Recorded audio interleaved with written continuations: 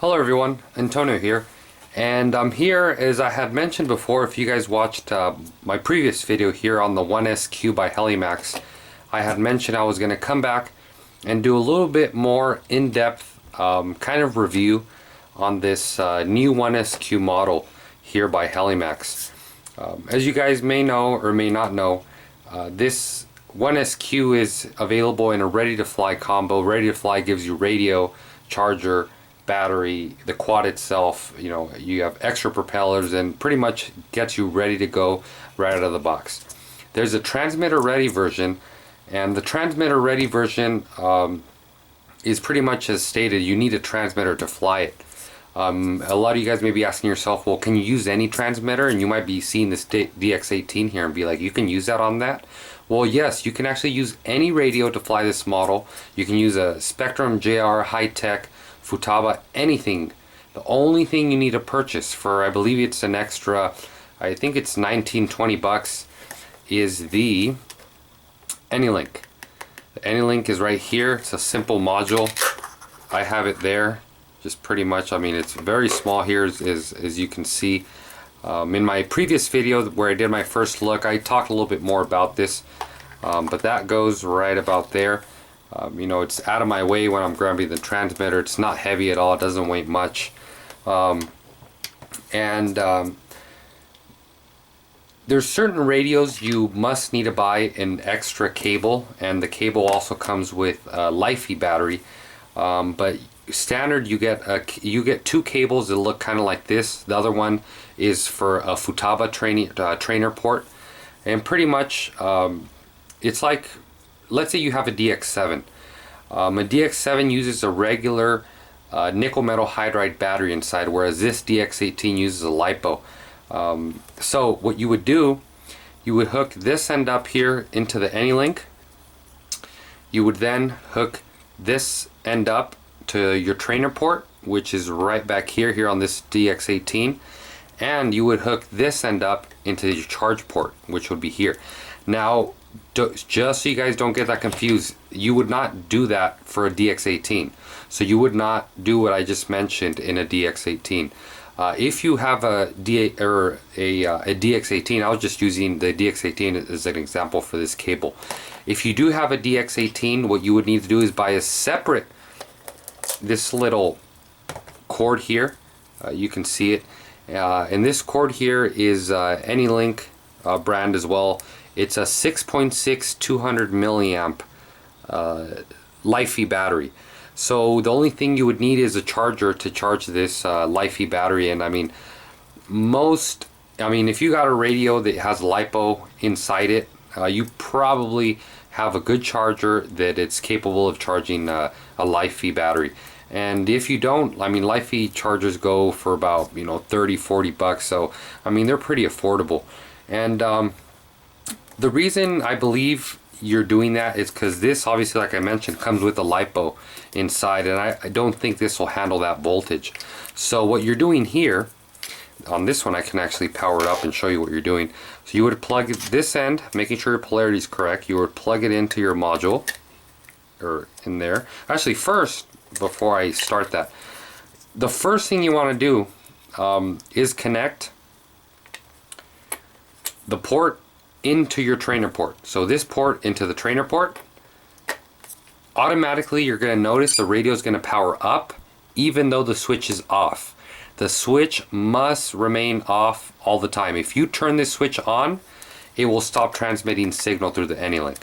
So remember, trainer port first. Next, what you do not need to plug it in,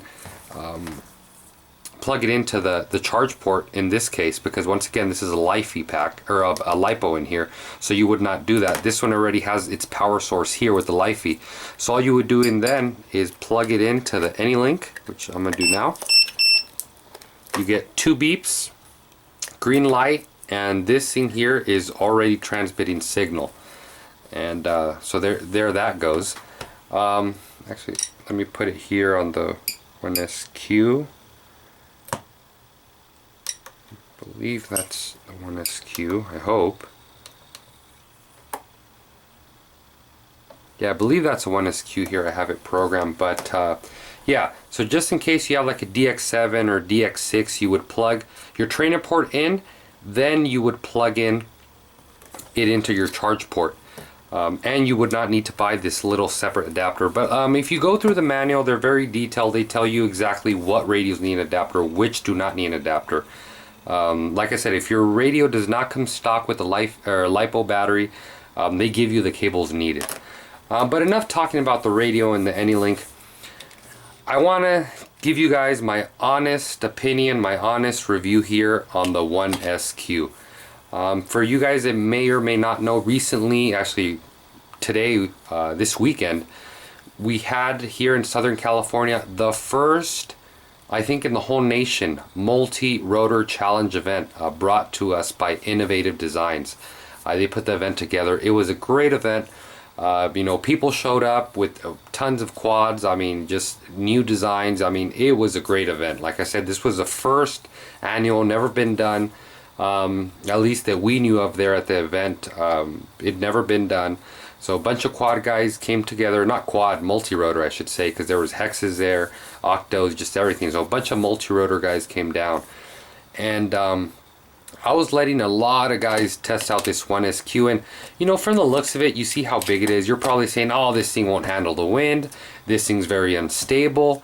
You know, it probably doesn't track straight. And let me tell you guys, this thing is a complete opposite. We had winds blowing, I kid you not, at about 10-15 miles an hour. For you multi-rotor guys out there, you know, if you have a 400, 500 size quad in a 15 mile an hour wind, even with a good like DJI board, your quad, while you're doing forward flight, since the blades are so big on those, they always just want to be leveling out. And this thing does not do that.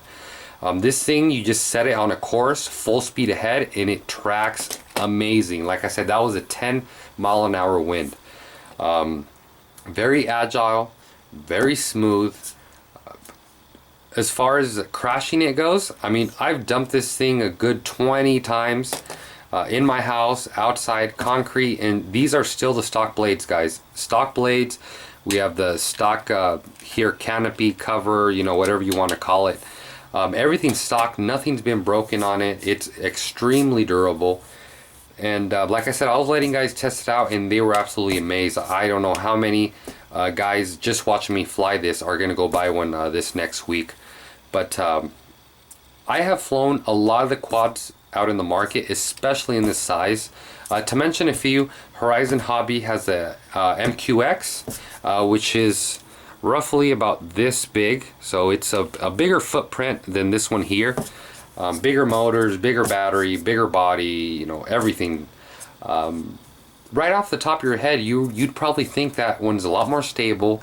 It tracks better in wind, but let me tell you guys, from an honest opinion, I mean, I just want to be honest, this thing flies way better than an MQX, hands down. It's way cheaper as far as price goes. Ready to fly is $99 or like $79 for ARF. Another quad I've grabbed out in the market is the Ladybird. And the Ladybird, this thing takes the cake. It flies, a lot of you guys may be looking at it and saying, what's the same thing as the Ladybird? Just different body, it's the same board. No, it's not. I flew the Ladybird for a while. I know exactly how the Ladybird flies. This thing seems to hold a lot better than the Ladybird, especially in windy conditions. Another quad out there, Traxxas, and I believe it's called Habasu. I'm not sure if I'm mentioning the name right, but it's the same thing as a Traxxas. A guy and I actually did a pylon race. They were having little challenges at the multi-rotor fun fly this weekend, so we did a pylon race, and this thing here was way more stable than that little quad. Probably the other ones were a little bit more agile, but in the wind, this thing took it. In stability, this thing took it. As well, I was competing against MQX by Horizon. This thing was taking the cake, especially in the 10 mile an hour wind. Once again, the MQX, you'd get in forward flight, level out. It would just want to be leveling out automatically. So you just had to be holding your right stick all the way up just to get it to somewhat do a forward flight. And I honestly think the best proof I have of this model being one of the best not only little quads but quads is, let me get all this out of the way. I mean, I'm really proud to show you guys this. Check this out. As I mentioned here at the multi-rotor challenge, we were having competitions. There was an obstacle course competition with big quads, little quads, so you can't say, you know, the big ones were at a disadvantage. I was competing against MQX's, Ladybirds, the Traxxas version, and check this out, guys. I got the fastest time, first place on the obstacle course competition here at the multi-rotor challenge. So, I mean, if this isn't enough to prove it, and me talking or telling you it's a great machine, I mean, I don't know what's going to convince you guys. But, you know, I'm sure a lot of you guys are going to be watching this video. Maybe you're an airplane guy saying, well, can I fly this? Like, is it doable? You're probably saying, I've tried planes. I'm sorry, I've tried helicopters. I can't do it. It's just, they're too hard. Let me tell you guys, you can fly this 1SQ. I highly recommend you buying the transmitter ready version. Buy the AnyLink and use a good computer radio. Here I'm going to show you a little bit of settings I'd recommend for you guys both starting off and for you advanced flyers here like myself. But like I said, I won a trophy with this little quad, believe it or not, competing against, like I said, MQX, Ladybird, and as well big quads. This thing, I think I completed the obstacle in 35 seconds. As well, I'm going to be uploading that video so you guys can check it out. But, I mean, I can't talk much about this thing. I mean, you know, it's great. It's a great flying quad. It's great for beginners. I mean, I won't say I'm the best pilot in the world, but I have tons of fun with it, whether it's indoor, outdoor, windy condition, non-windy condition, especially you guys that live out in the snow. I mean, I'm sure you guys don't get to fly as much as we do down here in California, and one of these little 1SQs, oh, you know, you'd have tons of fun with it. So here I want to move on to the programming. The same programming applies for all the Spectrum line. I did the same programming on a DX7 just to make sure it was roughly the same numbers. But here, one thing you're going to notice is to program this model, you can actually program in airplane mode. So nothing fancy, no fancy mixing. You airplane guys are saying, whoa, I don't know how to program a quad. All you got to do is open up a new model, put it in airplane mode, you're good to go. Make sure there's no trim here. Make sure there's no sub trim. You guys maybe have different menus. But make sure there's no sub trim. Here, let me show you. No sub trim. Make sure everything is at 100. As well, check my sub trim. Make sure everything's good. And then move over here to my reverse channels. And you can see the only, all the channels are here in normal. So didn't have to change anything. Now here, this is what I really want you guys to see. This is my dual rate in Expo. Do not, I repeat, do not try to fly this little quad with 100% dual rates. The rudder can be at 100%, but the aileron and elevator, you will not be able to fly it. I don't care how advanced pilot you are. As soon as you give that much input, it'll just flip over.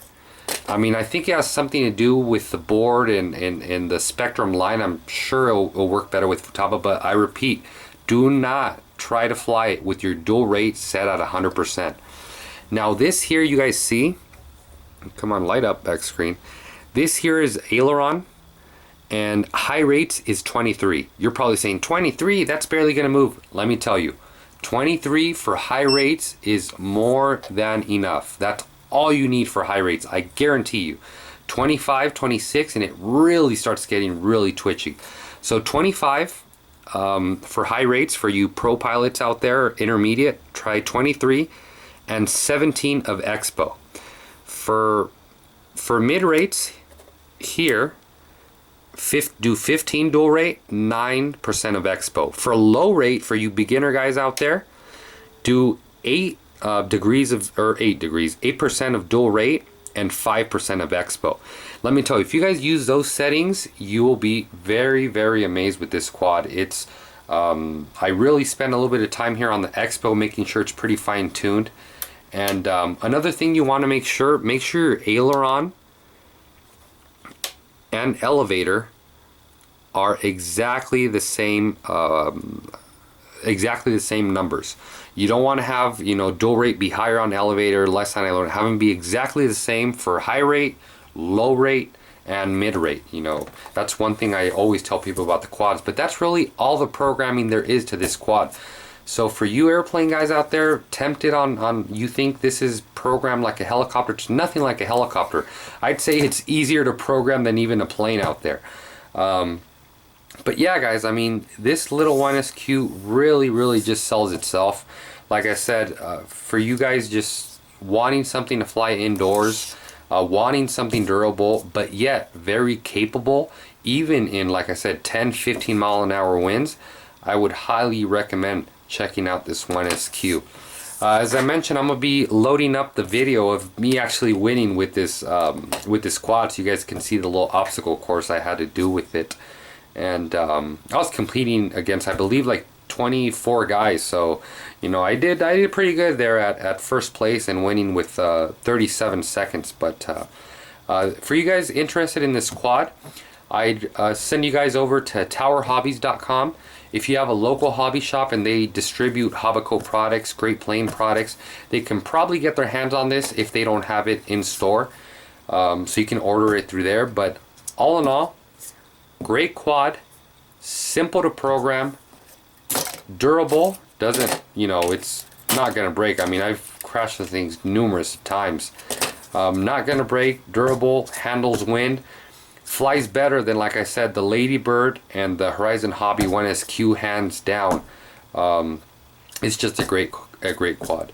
So I really hope you guys enjoy my here somewhat in-depth review of the 1SQ. If you guys have any questions, any comments, maybe you own a 1SQ and you'd like me to do a more in-depth video on changing props or programming, I don't know, whatever you want to program, you can be sure to leave me a comment. You can send me a private message, just whatever you want. Also be sure to subscribe to my channel, spread the word on my channel, guys. You know, spread the word. Share the love, you know, of the hobby. I really enjoy making videos for all you, really showing you my knowledge I know of you know, pretty much anything. So if you guys have any recommendations on any videos you want me to make, whether it's flying a quad, whether it's tips on setting up a plane, whether it's soldering, whether it's talking about batteries, talking about C rating, talking about ESCs, whatever you guys want, be sure to leave it down below. And as always, thanks for watching.